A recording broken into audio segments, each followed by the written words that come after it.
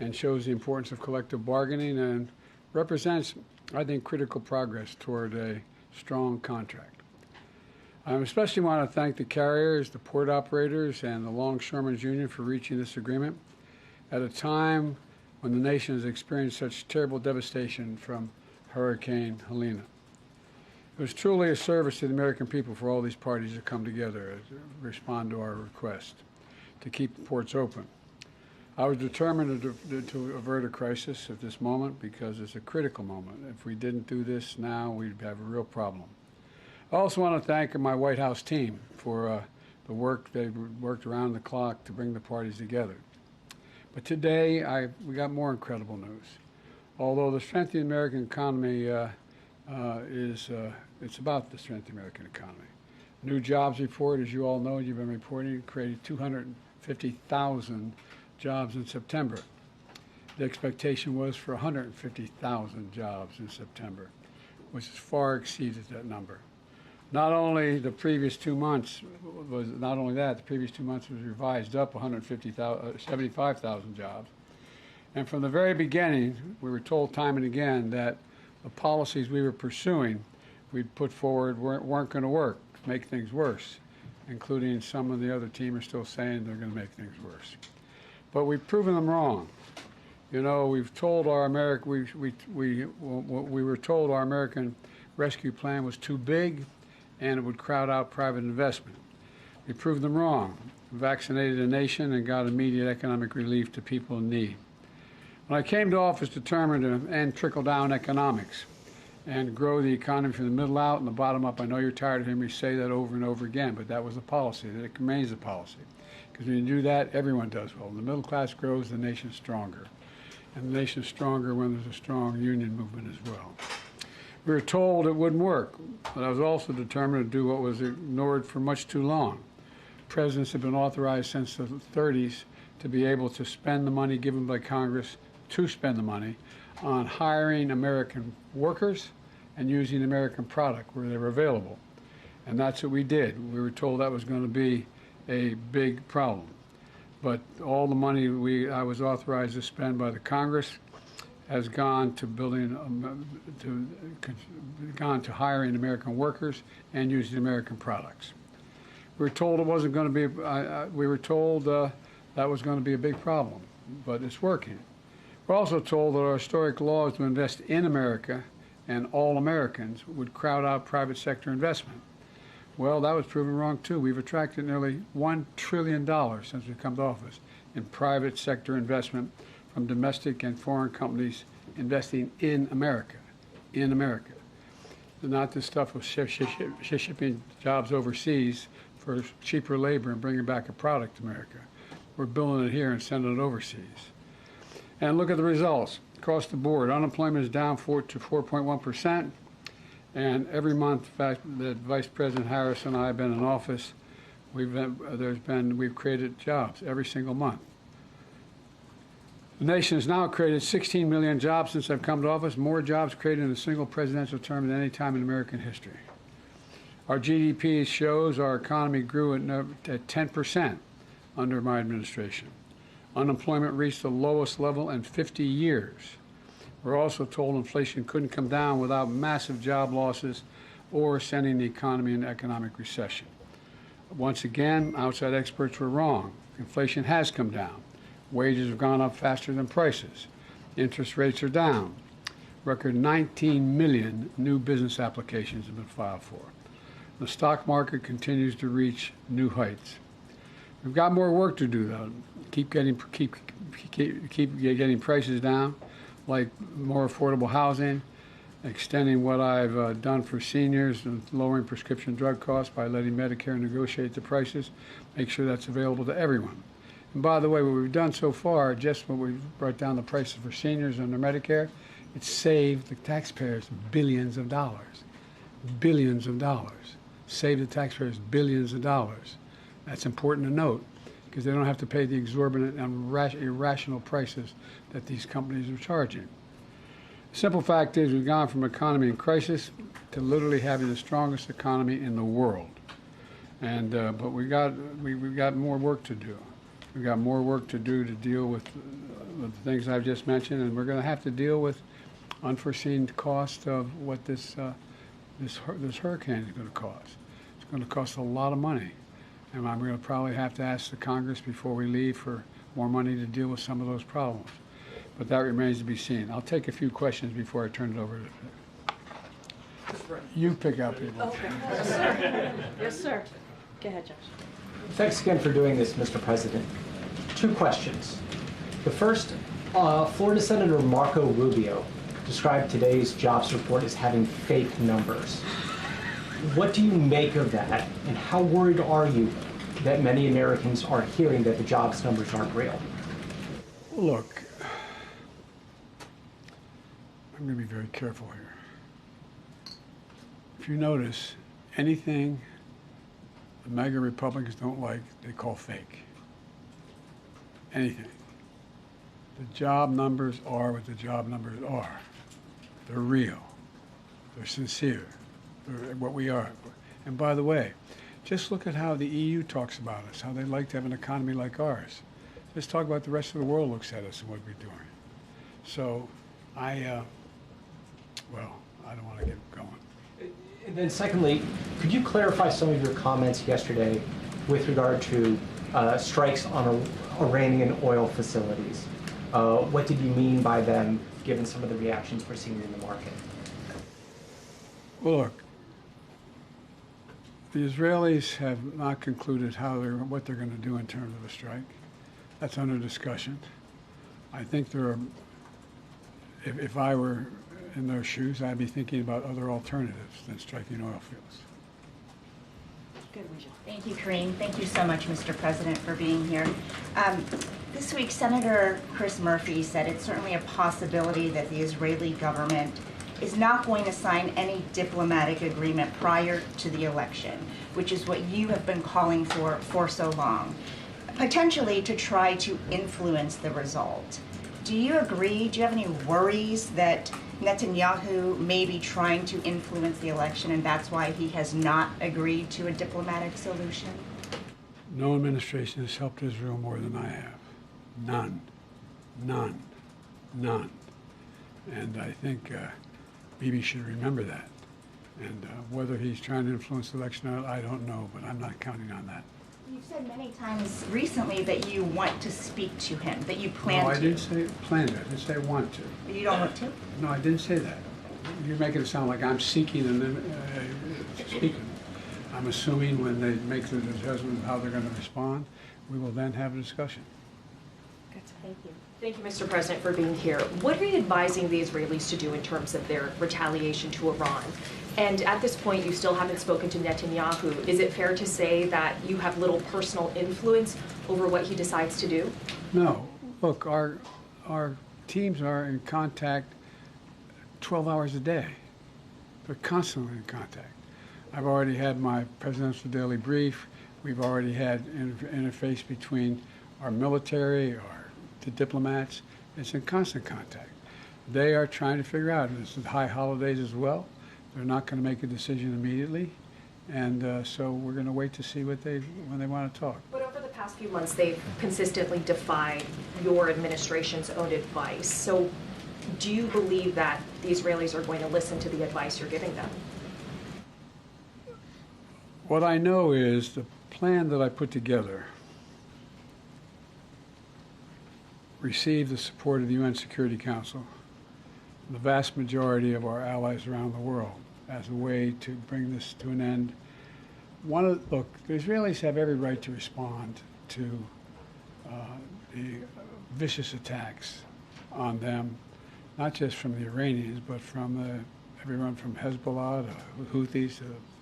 Anyway, and but the fact is that they have to be very much more careful about dealing with civilian casualties. So how should they respond? You expressed concerns about attacks on Iranian oil facilities. How should they respond? That's between me and them. All right, we got to move on. Go ahead, Tam.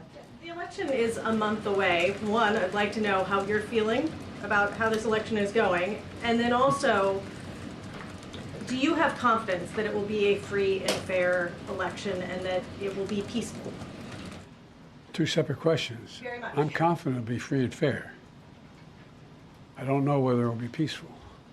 The things that Trump has said and the things that he said last time out when he didn't like the outcome of the election were very dangerous. If you notice, I noticed that the vice presidential Republican candidate did not say he'd accept the outcome of the election. They haven't even accepted the outcome of the last election. So I'm concerned about what they're going to do. Are you making any preparations, getting security briefings related to domestic security? I always get those All right, briefings. we got to move on. Go ahead, Keila, and then we have to do a Couple more. Hi, Mr. President. When are you considering imposing sanctions on Iran, and would you include oil in those sanctions? That's under consideration right now, the whole thing. I'm not going to discuss that out loud. And just on your comments yesterday on the port strike, you said, by the grace of God, it's going to hold. Is there any reason you think that this Well, there's more to temporary do. suspension? A month from now, there's more to do in terms of everything from the whole notion of mechanization of the ports and the like. There's more to resolve. Go ahead, Daniel. Thanks, Karine. Thank you, Mr. President. Last night you said that there's still a lot to do to avoid an all-out war in the Middle East. I mean, firstly, aren't we pretty close to that definition already? And secondly, what can you really do to stop that happening? There's a lot we are doing. The main thing we can do is try to rally the rest of the world and our allies into participating like the French are in Lebanon and other places to tamp this down. And but when you have proxies as irrational as Hezbollah and the Houthis, and it's a hard thing to determine. Go to Toulouse. I gotta go, Keith. I know. He's telling me I gotta go. I said I'd take a couple questions. All right, you're the last. I think she's increasing her credibility with it. You have to take some more. Toulouse, you're going to be the last one. Thank you, Mr. President. Thank you for spending some time here with us. There have obviously been a number of crises that the country has been facing over the past several days with the hurricane, with the port strike, with the situation in the Middle East. Can you talk about how your vice president, who is running for the presidency, has worked on these crises and what role she has played over the past several days? Well, I'm in constant contact with her. She's aware we're singing from the same song sheet. She helped pass all the laws that are being employed now. She was a major player in everything we've done, including passage of legislation which we were told we could never pass. And so she's been, and her staff is interlocked with mine in terms of all the things we're doing. Mr. President, did you ever think about it? It's totally up to you, sir. All right, go ahead. Yeah, Nandita, sir, no, sir. I didn't call on you, sir. Nandita. Thank you. Nandita, go, Nandita. Mr. President, Pope Francis calling for a day of prayer and fasting. Prayer and fasting this Monday, October 7th. Your reaction, sir? I will prayer and fast. is acceptable to you in terms of Israel's response? How long are you okay with Israel bombing Lebanon? What is acceptable to you? All right, guys, that's it. Thank you, everybody. Thank you, Mr. President. Thank you, sir. Thank you, sir. On Ukraine, have you made a decision on long-range weapons? Do you want to reconsider dropping out of the race? I'm back in. What made you want to come here today, Mr. President? All right, everybody. Thank you, Mr. President. Thank you. Please come back. Thank you. Karine, can we do that again? Yeah. No. You heard I was already told that. So that's why we were late. I mean, are we always on time? I could call myself out for that. All right, everybody. Thank you so much. Thank you, Mr. President. Okay, so this week the United States has faced a number of competing challenges, from tensions in the Middle East to a port strike that threatened our nation's supply chains to a historic hurricane that washed away entire communities. Moments like these underscore the importance of American leadership and resolve, and they show what is possible when we come together. Under the leadership of President Biden and Vice President Harris, we were able to successfully protect our allies, ensure the viability of critical supplies, stand up for good paying union jobs and gets resources to people impacted by the storm in North Carolina and beyond.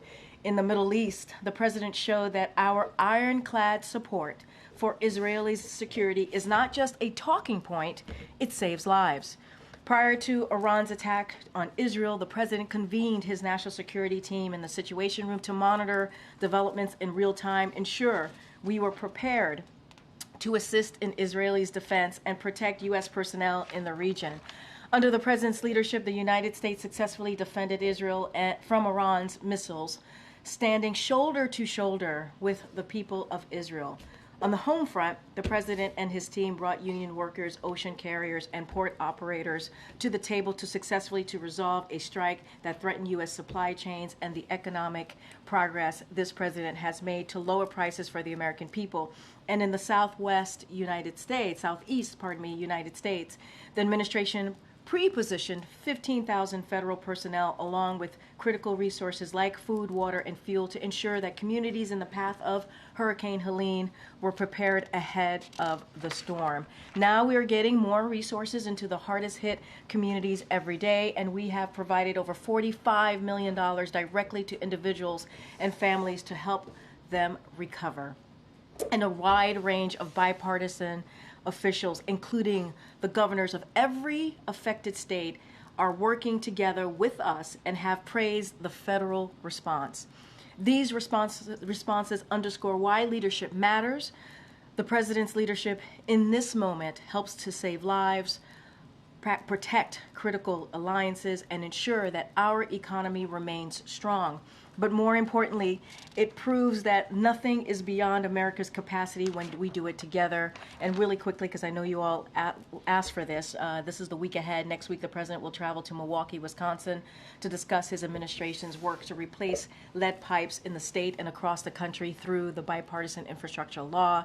This law is investing historic resources into our communities and creating good-paying jobs. The president will also be traveling to Philadelphia for a campaign engagement. He will also travel to Germany and Angola to underscore the enduring strength and importance of two strategic bilateral relationships in addressing a comprehensive range of global challenges. The value of strong alliances and partnerships in the defense of freedom and democracy has never resonated more in Europe, Africa, and beyond. President Biden has made revitalizing our international alliances and partnerships a key priority, recognizing that today's challenges require global perspectives and shared responses. Those are the details I am able to share with for now, but certainly we will have more in the upcoming days. And finally, we have Lael Brainard, our national economic advisor to the president. She's going to provide more information on how the president helped reopen our ports, as well as the strong job market economy report that we saw today, showing that more than 250,000 jobs this September under the President Biden.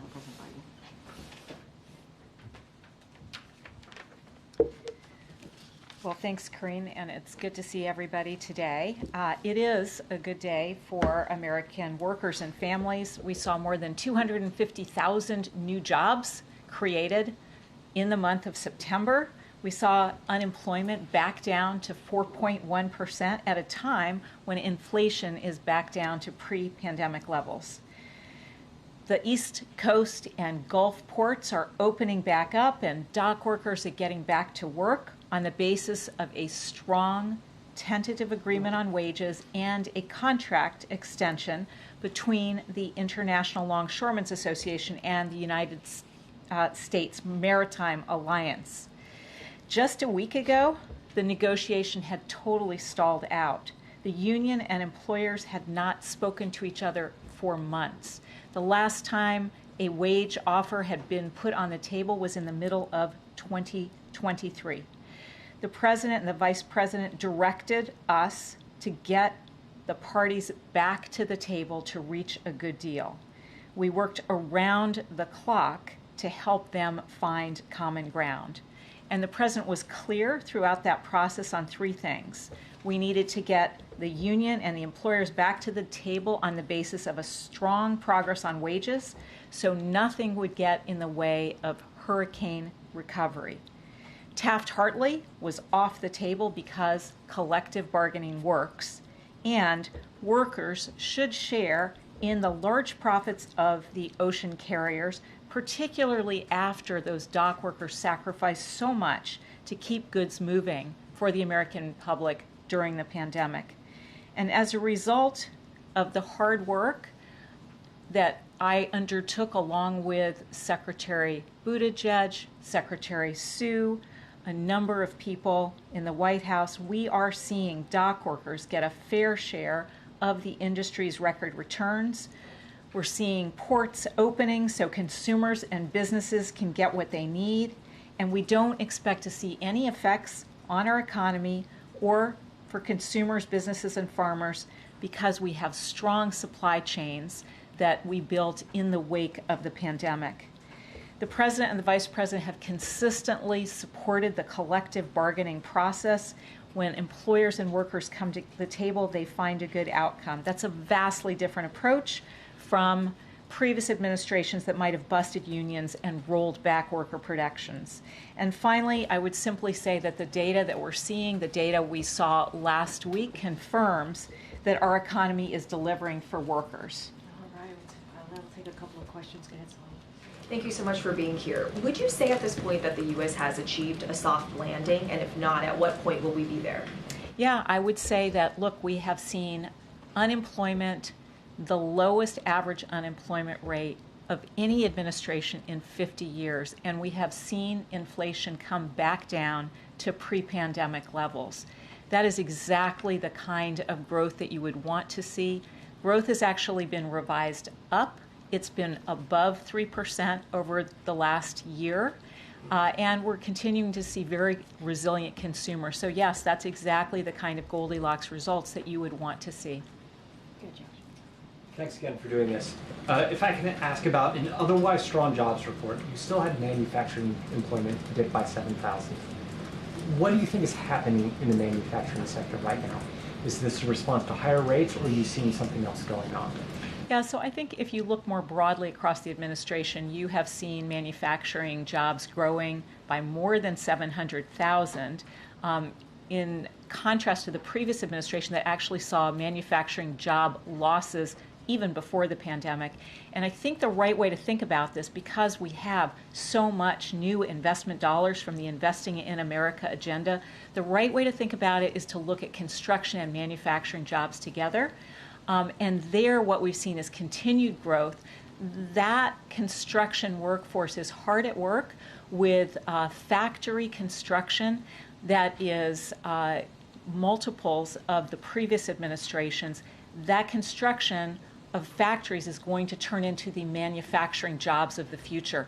So we see that investment in today's economy, whether it be in chip manufacturing or clean energy, that's going to result in tomorrow's manufacturing jobs. Thank you, Karine. Just after the last Fed rate cut, do you think the administration has won its fight against inflation? So I would say if you look at the data on inflation, it is now back down to pre-pandemic levels. Don't forget, nobody said that could happen with a strong labor market. I think people just really need to go back and see some of the predictions. Nobody thought we could have the strongest recovery in our peer economies, strongest on jobs, strongest on growth, and get inflation down as fast as we did. And so that just shows that the president's investments and the focus on supply chains has really worked. And just to follow up on the consumer confidence numbers, I mean, there was an upward revision in August, but now it's down in September. I'm just sort of wondering if you can comment on that. Yeah, so I think the most recent Michigan sentiment numbers actually are showing strength. And, you know, if you look at what consumers are talking about, they're talking about good jobs, good job opportunities, and we've seen a lot of people moving into new sectors with better wages.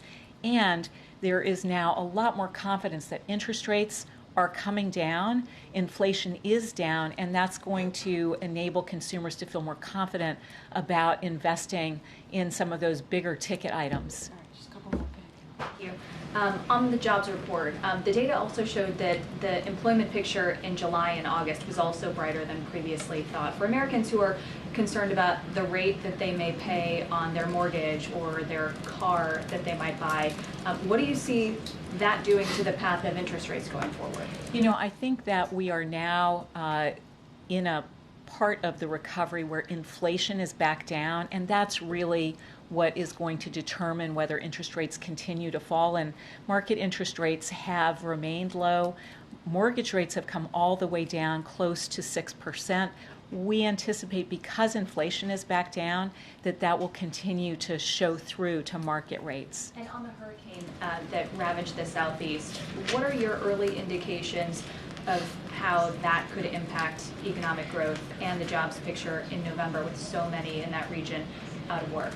Yeah, so we do think normally with a hurricane of this size, with the devastation that it has caused in many communities, that it will affect the employment statistics for that month. But what we know is that generally you see the economy overall bouncing back very quickly, and the growth numbers really becoming sort of strong pretty rapidly because of all that rebuilding activity that we are committed to. Good, Jackie. Oh, that was my On interest rates, yeah. How concerned are you right now about the instability in the Middle East and its impact on oil prices? Yeah, so it is something that we track very closely. Obviously, prices at the pump right now, $3.18 on average. Not that I track it closely, but that is today's number, and below $3 in many states. We believe that global markets are well supplied, and continue to expect that in the U.S. we'll continue to see those low gas prices. And of course, we have really effective ways of addressing some of those geostrategic volatility. We've used it in the past. We have the capacity to use it again. So right now, markets are very well supplied, and we anticipate them to remain so. All right, last question. Nope, Jared? Okay. No, I can go to Garen, too. A federal judge in Missouri issued an injunction blocking the president's student loan program hours after a judge in Georgia allowed it to advance. What is the White House's message to this dizzying legal battle, and that was lifted up as an economic policy, particularly closing the racial wealth gap? And what is your message to Black and Brown Americans who are really relying on this relief? Yeah, so student loan debt relief is so important for so many young people who are trying to build wealth, particularly for people who are first generation, to be able to invest in small businesses, to invest in starting a family, to invest in a house for the first time. So we are going to continue to work to deliver that debt relief to so many students who deserve it. I do want to say that we have 5 million Americans who have already received debt relief, and you can go on TikTok and other social media platforms and see their testimonials, what a difference it makes in their lives. And that is why the President, Vice President, going to continue working so hard to deliver. Thank you so Thank much, you. Leo. Thank you. Thank you so much. Can you address I food appreciate it. insecurity? The Thank numbers you are very rising according to the USDA. Food insecurity numbers? Maybe Karine, if you could address No, not right now. food insecurity. I'm not talking to you, sir. Okay. I'm just not. It'd be nice if you would be less disrespectful in the room. All right, just asking questions. Inappropriately.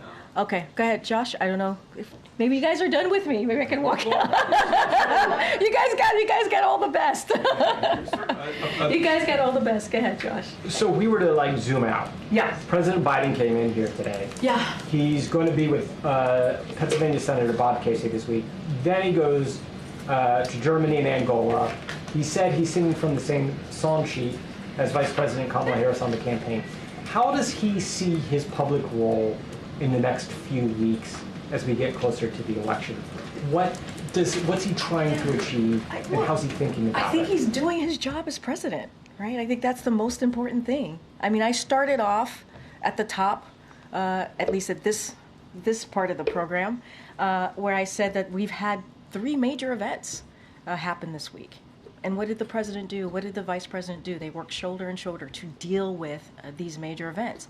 Now we see a deal with the port, a negotiated deal with the ports. Obviously, that collective bargaining is extended until January 15th, which is incredibly important, especially in the midst of a hurricane that we saw, this historic hurricane that we just saw, Hurricane Helene.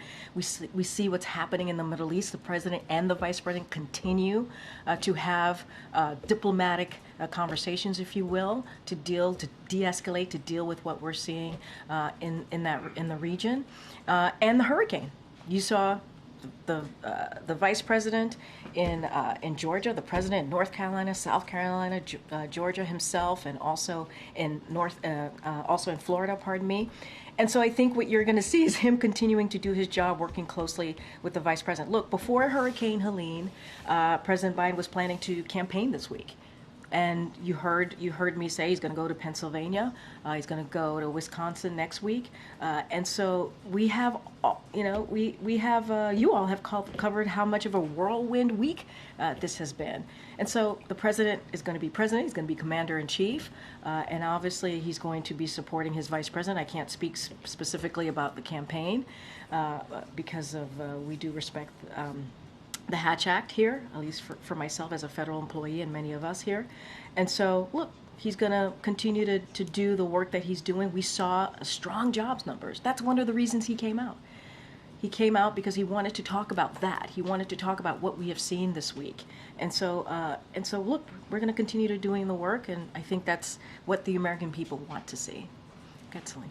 Thanks, Karine. So, former President Donald Trump threatened to revoke the legal status of Haitian migrants. What is the president's reaction to that? This is something that the former president had tried to do during his own administration.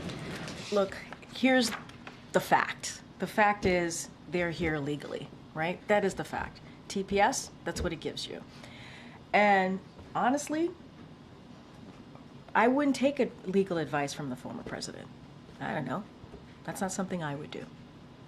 Okay. How concerned is the administration about the economic impact of Hurricane Helene? Look, as you can see, we have been working around the clock. The president directed his team very early on to work around the clock to make sure that the states that were affected, the states that he's visited and the vice president has visited over the past couple of days, got everything that they need. And we did that by pre-positioning some of the personnel, about 1,500 federal personnel to do that. What we are doing, we're going to make sure, obviously we're going to always monitor any of the economic impact, but we're going to continue to make sure that we are focused on life-saving and life-sustaining efforts. That's the focus that we're going to have here, and we're going to continue to monitor, but obviously reacting and providing the needs of the states right now, of citizens who are living in those states, is probably the most key and most important.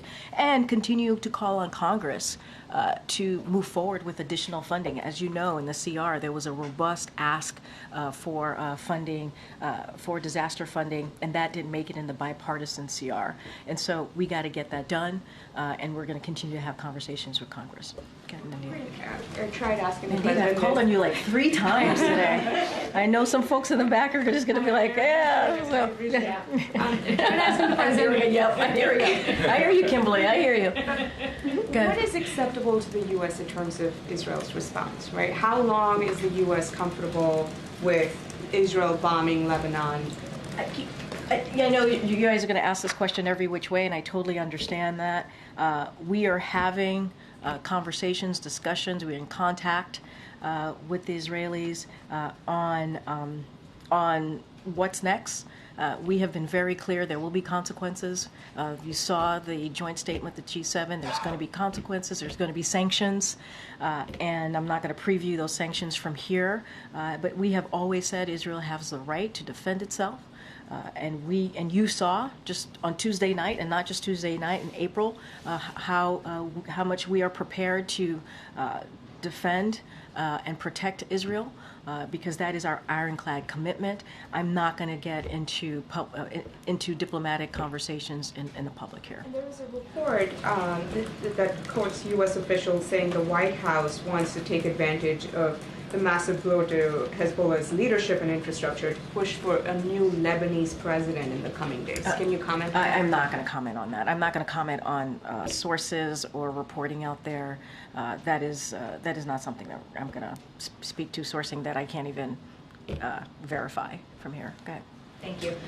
On the port strike, reaching a tentative agreement, the White House and several officials were involved in the 90-day extension of those talks. I'm wondering what the significance of that timeline is and whether the election being 5 weeks away played any role in it. Look, this is about the right thing to do for workers. Many of those workers put their lives at risk during the pandemic.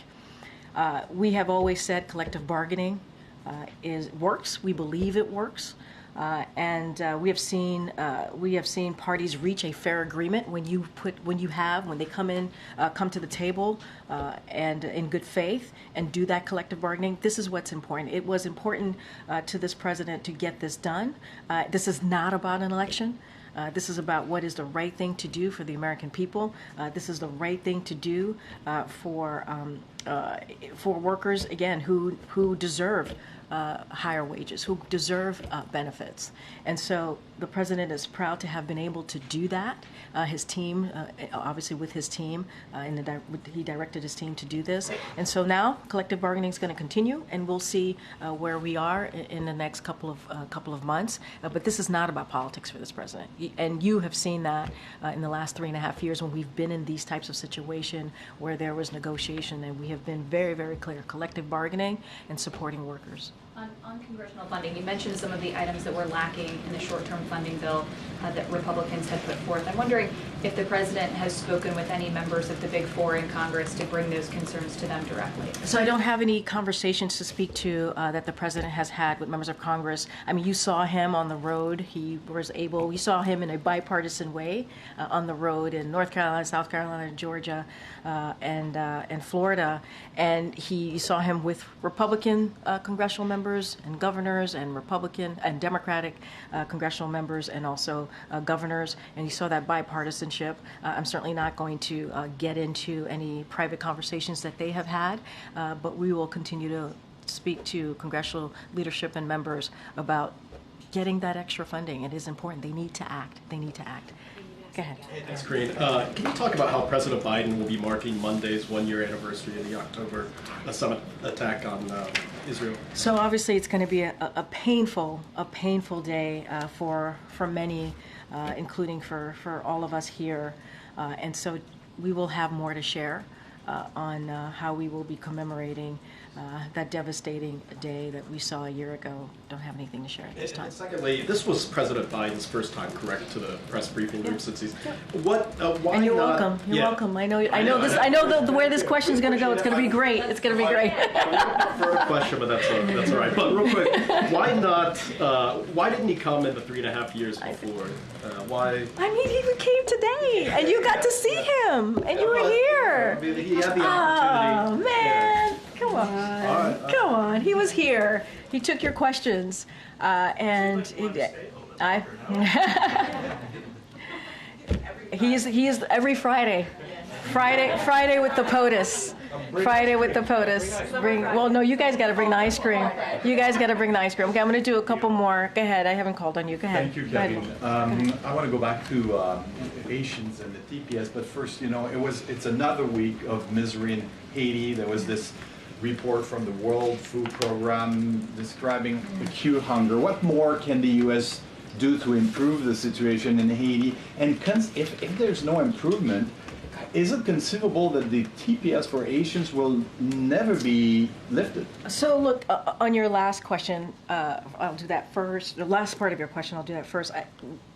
I can't predetermine what TPS status is going to be. It's not something that I can do from here. Obviously, as you know, that is a decision with DHS and the State Department. They decide the TPS and the best way to move forward. So I'm not going to get into hypothetical about that. But as it relates to Haiti more broadly and to the question of instability and what's happening, look, despite the instability that continues, the recent deployment, as you know, of MSS mission is a unique opportunity to build a foundation of security and bring hope to Haitians that deserve to live their lives free of violence. And so to that end, the United States has delivered well over $300 million to support the MSS mission, while urging the international community to support that mission as well. The United States will continue to hold those undermining Haiti's institutions and committing serious human rights abuses accountable. That is our commitment. We are committed to doing our part both to address immediate security needs and invest in Haiti's long-term successes. We stand with the people of Haiti and will continue supporting their aspirations of more security, certainly democratic and prosperous future. That is our commitment, and we'll continue to support the mission. Go ahead, Michael. Thanks, Karine. It seems as if the president's spoken with pretty much every governor in the affected... He has, that was affected in the region. But has he spoken with Governor DeSantis of Florida? Touche, good point.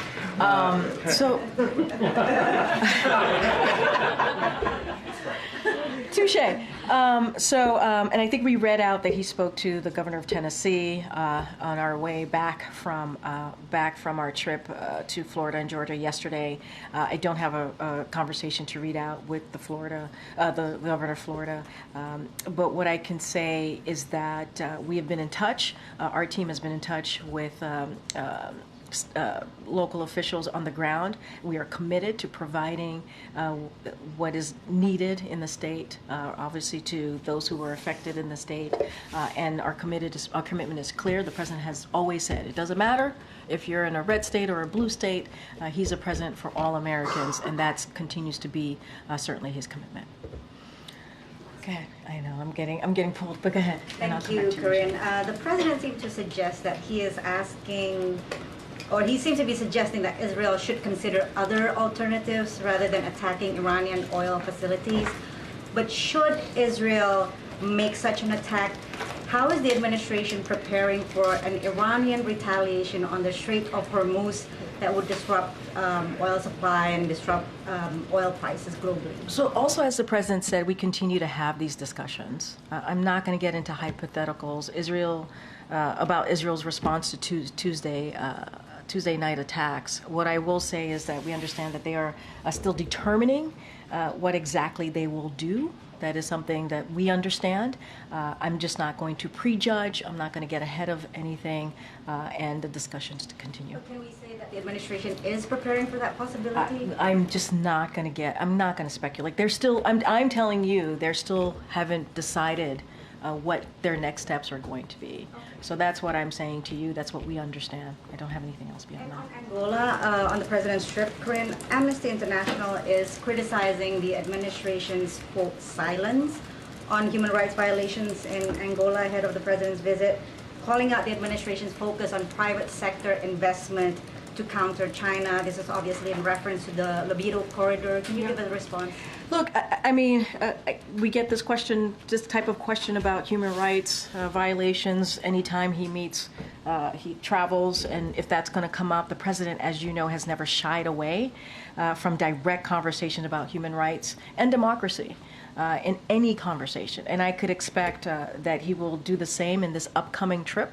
And so I don't have anything beyond that. But the president has never shied away from that, never shied away. Okay. Thank you, Karine. Does the administration have any concerns about how the aftermath of this storm could impact the vote, whether it's talking to the Postal Service about mail-in ballots that may not be getting to people, or impacting the infrastructure in these critical states? So look, we are using every available resources to help this community respond. That's what we're going to do and recover from this disaster. That is our commitment. That's what you've heard from this president. That's what you heard from the FEMA administrator and so many others in the president's administration. And certainly that means ensuring that Americans' voices are heard this November.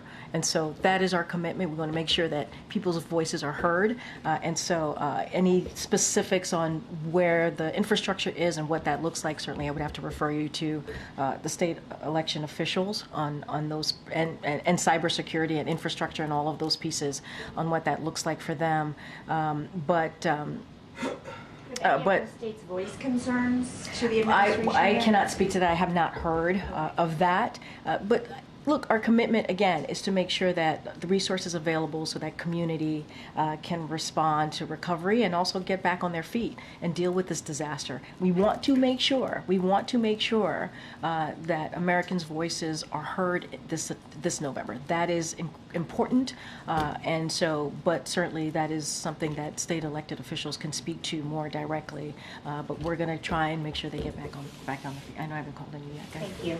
Former President Trump is accusing the Biden administration of using FEMA funding to support undocumented migrants. How is the White House responding to that? I mean, it's just categorically false. It is not true.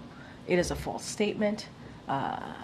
And look, the fact of the matter is, I think Washington Post fact checker did a piece, and the headline recently, just moments ago, not too long ago, and the headline was, "No, Biden did not take FEMA relief money to use on migrants, but Trump did." I'll leave it there. Secretary Mayorkas had said earlier this week that he was concerned that FEMA didn't have enough funding until the end for the rest of the hurricane season. Now that President Biden has seen the damage firsthand in the Carolinas, Florida, Georgia, heard him say at the podium he may have to call Congress back from recess. What exactly is he waiting for to be able to make that call? Look, here's the thing. We put forth a pretty substantial, robust, I mentioned this moments ago, to be part of the CR. We were disappointed that it was not part of the CR. And if congressional Republicans were serious, if they were really truly serious about doing something for the communities that was impacted by Hurricane Helene, they would join us in calling for additional funding. This is what we've been doing. And so if they're serious, they would get to work and get that done, just like with the border. If they were serious about the border, they wouldn't vote against their own bipartisan proposal that they worked with us on. They're against it now. They weren't. They would move it forward. It would actually start fixing the broken system that we're seeing right now. And, you know, they can, if they really want to help us in dealing what we're seeing, whether it's at the border or getting more funding for disaster monies that's going to be needed to get into the communities, they should be serious. Congressional Republicans need to get serious here, and they're just not. Just a quick question on the port strike suspension. Is the White House going to continue to be in touch with ILA and sort of support those negotiations as they continue? I think, look, there's congressional collective bargaining continues. I think that's really important. That's what we're seeing, and that's what we want to continue to see. And so we will be in touch as necessary. But I think what's important is they came up with an agreement. That's because of this president's leadership, and the way to get this done is continuing that collective bargaining, and we believe that certainly works. Thanks, everybody. All right, have a great weekend. Thank you. Okay, once again, bonne chance. Yeah.